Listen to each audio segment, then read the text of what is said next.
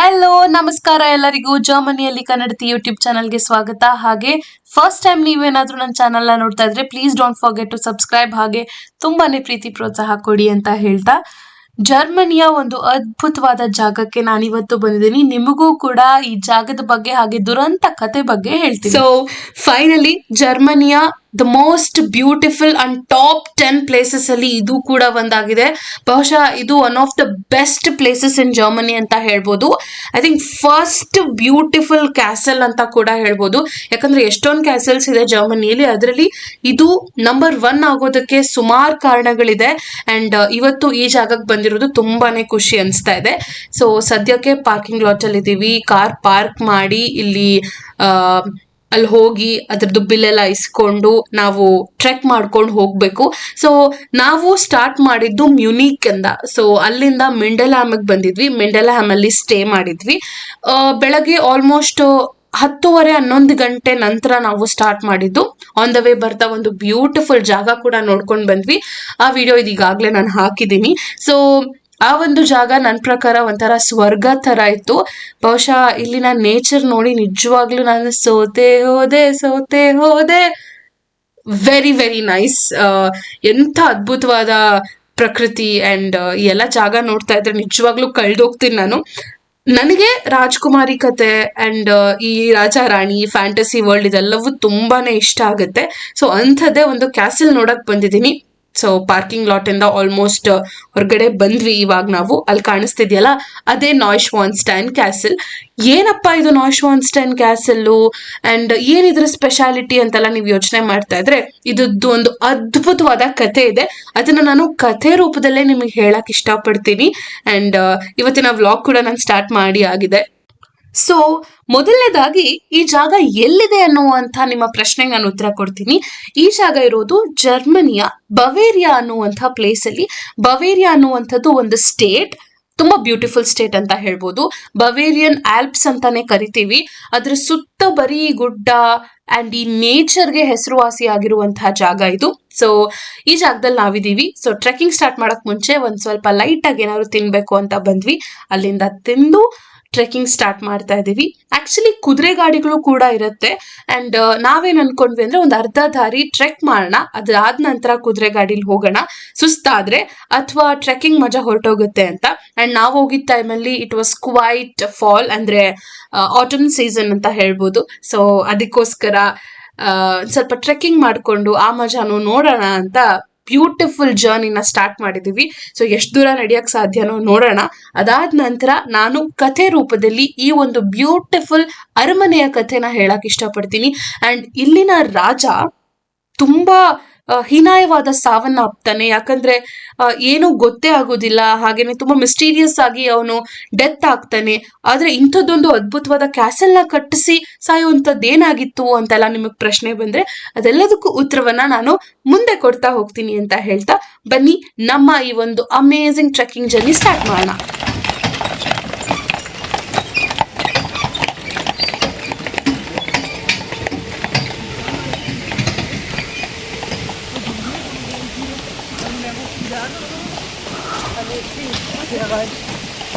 Das haben sie relativ gut.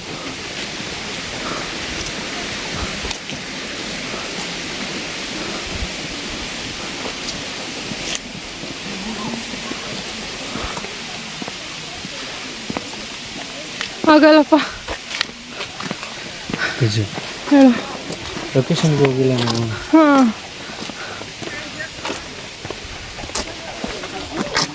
best view is after hardest climb.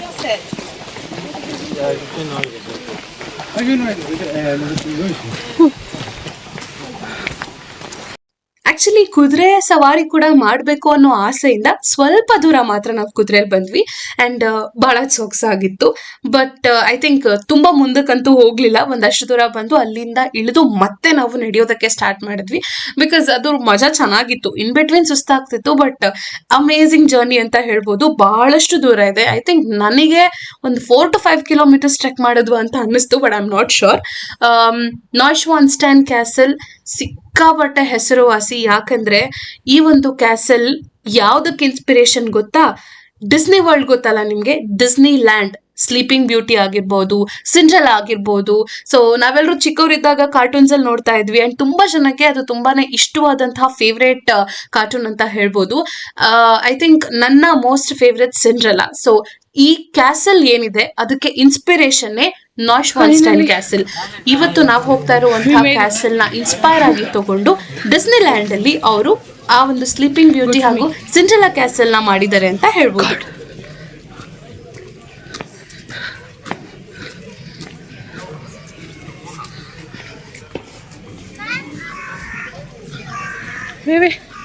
Maybe this way. Photo ತೆಗಿಬೇಕು ಬಾ ಅಂತೆ. Thank you. Finally made it.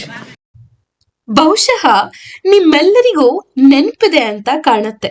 ನೀವ್ ಚಿಕ್ಕವರಿದ್ದಾಗ ಒಂದಲ್ಲ ಒಂದು ರಾಜ ರಾಣಿ ಕಥೆ, ರಾಜ್ಕುಮಾರಿ ಕಥೆನ ಕೇಳಿರ್ತೀರ. ನಿಮ್ಮ ತಂದೆ ತಾಯಿ ಅಥವಾ ಅಜ್ಜ ಅಜ್ಜಿ ರಾಜ್ಕುಮಾರಿ ಕಥೆನ ಖಂಡಿತವಾಗ್ಲೂ ಹೇಳಿರ್ತಾರೆ. ಎಷ್ಟೋ ಪುಟಾಣಿ ಮಕ್ಳಿಗೆ ನಿದ್ದೆ ಬರ್ಸೋದಕ್ಕೆ ಅದು ಒಂಥರ ಲಾಲಿಸುವಾಲಿ ಅಂತ ಹೇಳ್ಬೋದು. ಪ್ರತಿಯೊಬ್ಬರ ಜೀವನದಲ್ಲೂ ಕೂಡ ರಾಜ್ಕುಮಾರಿ, ರಾಜ ರಾಣಿ ಹೀಗೆ ನಾನಾ ರೀತಿಯ ಅರಮನೆ ಕಥೆಗಳನ್ನ ಕೇಳಿ ಇವತ್ತು ಅದ್ ಎಷ್ಟೋ ಜನ ಬೆಳೆದಿರ್ತೀವಿ.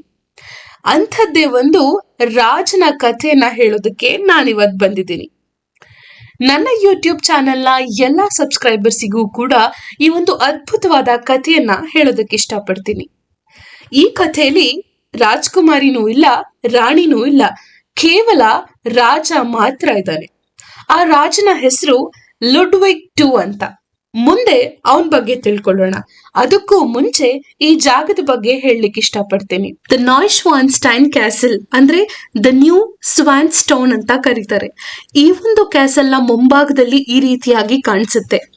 ನಾವೆಲ್ಲರೂ ಏಕಾಂತವಾಗಿ ಕಾಲ ಕಳೆಯೋದಕ್ಕೆ ಯಾವ್ದಾದ್ರೂ ಪ್ರೈವೇಟ್ ಹೋಟೆಲ್ ಬುಕ್ ಮಾಡ್ತೀವಿ ಅಥವಾ ಬಹಳ ಇಷ್ಟವಾಗಿರೋ ಜಾಗಕ್ಕೆ ಹೋಗಿ ಸ್ವಲ್ಪ ಸಮಯನ ಏಕಾಂತವಾಗಿ ಕಳೆದು ಬರ್ತೀವಿ.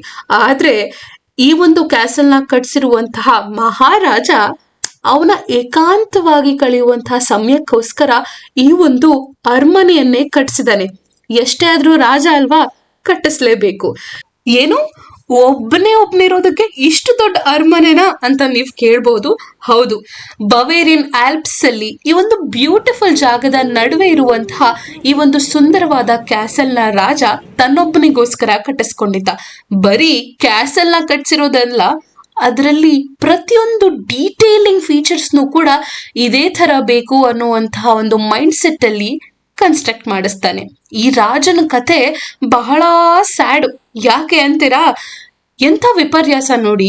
ಎಷ್ಟೋ ದೊಡ್ಡ ಅರಮನೆ ಕಟ್ಸಿದ್ರೆ ಏನು, ತಾನು ಅದ್ರೊಳಗಡೆ ಎಷ್ಟು ವರ್ಷ ಬದುಕಿದ್ದ ಅನ್ನೋದು ಬಹಳನೇ ಮುಖ್ಯ ಆಗುತ್ತೆ. ರಾಜ ಬದುಕಿದ್ದು ಕೆಲವೇ ವರ್ಷಗಳಾದ್ರೂ ಸಹ ಈ ಕ್ಯಾಸಲ್ ನ ಕಂಪ್ಲೀಟ್ ಕನ್ಸ್ಟ್ರಕ್ಷನ್ ನ ಕೂಡ ಅವ್ನ್ ನೋಡಿಲ್ವಂತೆ. ಹಾಗೇನೆ ಕ್ಯಾಸಲ್ ಒಳಗಡೆ ಅವನ್ ಬದುಕಿದ್ದು ಕೂಡ ಕೆಲವೇ ದಿನಗಳು ಅಂತ ಹೇಳ್ತಾರೆ. Smile, baby. Smile. It's okay. Wow.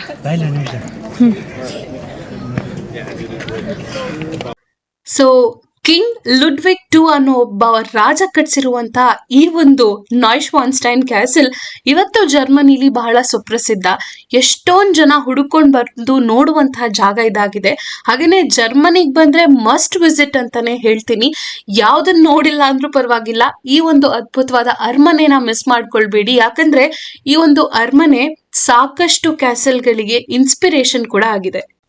ಇದು ಮರೇನ್ ಬ್ರೂಕೆ ಅಂತ ಸೇತುವೆ. ಇದು ಒಂದು ಈ ಒಂದು ಜಾಗವನ್ನ ನೋಡೋದಕ್ಕೆ ಮತ್ತೊಂದು ಬ್ರಿಡ್ಜ್ ಇದೆ. ಆ ಬ್ರಿಡ್ಜ್ ಮೇಲೆ ನಿಂತ್ಕೊಂಡು ಈ ಕ್ಯಾಸಲ್ ನ ನೋಡೋದಕ್ಕೆ ಬಹಳ ಬಹಳ ಸೊಗಸಾಗಿ ಕಾಣುತ್ತೆ ಅಂತ ಹೇಳ್ಬೋದು. ನೀವೇ ನೋಡ್ತೀರಾ ಹೇಗ್ ಕಾಣಿಸುತ್ತೆ ಅಂತ.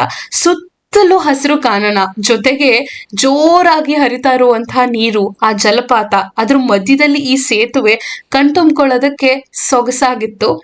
ಈ ಒಂದು ಕ್ಯಾಸಲ್ ನ ಬ್ಯೂಟಿ ಏನಪ್ಪಾ ಅಂತಂದ್ರೆ, ಬಹಳಷ್ಟು ಜನ ಈ ಕ್ಯಾಸಲ್ ನ ನೋಡೋದಕ್ಕೆ ಬೇರೆ ಬೇರೆ ಸೀಸನ್ಸ್ ಅಲ್ಲಿ ಬರ್ತಾರೆ. ಅಂದ್ರೆ ಒಂದೊಂದು ಸೀಸನ್ ಅಲ್ಲಿ ಒಂದೊಂದು ರೀತಿಯಾಗಿ ಕಾಣುತ್ತೆ.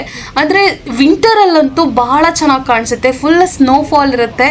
ಹಾಗೇನೆ ಇಡೀ ಅರಮನೆ ಸುತ್ತ ಬಿಳಿ ಮಂಜುಗಡ್ಡೆ ತುಂಬಿ ಬಹಳ ಸೊಗಸಾಗಿ ಕಾಣಿಸುತ್ತೆ. ಅದೇ ನೀವು ಆಟಮ್ ಸೀಸನ್ನಲ್ಲಿ ಬಂದರೆ ತುಂಬ ಕಲರ್ಫುಲ್ ಆಗಿ ಕಾಣಿಸುತ್ತೆ. ಸೊ ನಾವು ಬಂದಾಗ ಆಟಮ್ ಸೀಸನ್ ಆಗಿತ್ತು, ಹಾಗಾಗಿ ಒಂದು ರೀತಿಲಿ ಚೆನ್ನಾಗೇ ಅನಿಸ್ತು. ಆ್ಯಂಡ್ ವಿಂಟರ್ ಎಕ್ಸ್ಟ್ರೀಮ್ ಇದ್ದಾಗಲೆಲ್ಲ ಈ ಬ್ರಿಡ್ಜ್ ಮೇಲೆ ಬಿಡೋದೇ ಇಲ್ಲ, ಅಲ್ಲಿ ಭಾಳಷ್ಟು ಫಾಗ್ ಇರುತ್ತೆ, ಹಾಗೆಯೇ ತುಂಬ ಡೇಂಜರಸ್ ಅಂತ. ಸೊ ನಾವು ಹೋದಾಗ ತುಂಬ ಚೆನ್ನಾಗಿ ಕಾಣಿಸ್ತಾ ಇತ್ತು. ಹಾಗಾಗಿ ಫಾಲ್ಸ್ನ ಹಾಗೆಯೇ ಈ ಕಂಪ್ಲೀಟ್ ಮೌಂಟೇನ್ಸ್ನೆಲ್ಲ ನನಗೆ ರೆಕಾರ್ಡ್ ಮಾಡ್ಕೊಳ್ಳೋದಕ್ಕೆ ಅವಕಾಶ ಕೂಡ ಸಿಕ್ತು.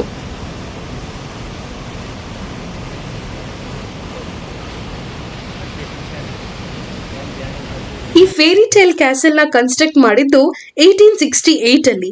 ಅದಾದ 2 ವರ್ಷದ ನಂತರ ಆಸ್ಟ್ರಿಯಾ ಮತ್ತು ಬವೇರಿಯಾ ನಡುವೆ ನಡೆದಂತಹ ಆಸ್ಟ್ರೋ ಪರ್ಷಿಯನ್ ವಾರ್ ಅಲ್ಲಿ ಲುಡ್ವಿಗ್ II ಅವರು ಅವ್ರ ಪವರ್ನ ಕಳ್ಕೊಳ್ತಾರೆ. ಅದಾದ ನಂತರ ಇದನ್ನ ಒಂದು ಪ್ರೈವೇಟ್ ಫ್ಯಾಂಟಸಿ ವರ್ಲ್ಡ್ ಅನ್ನಾಗಿ ಮಾಡ್ತಾರೆ.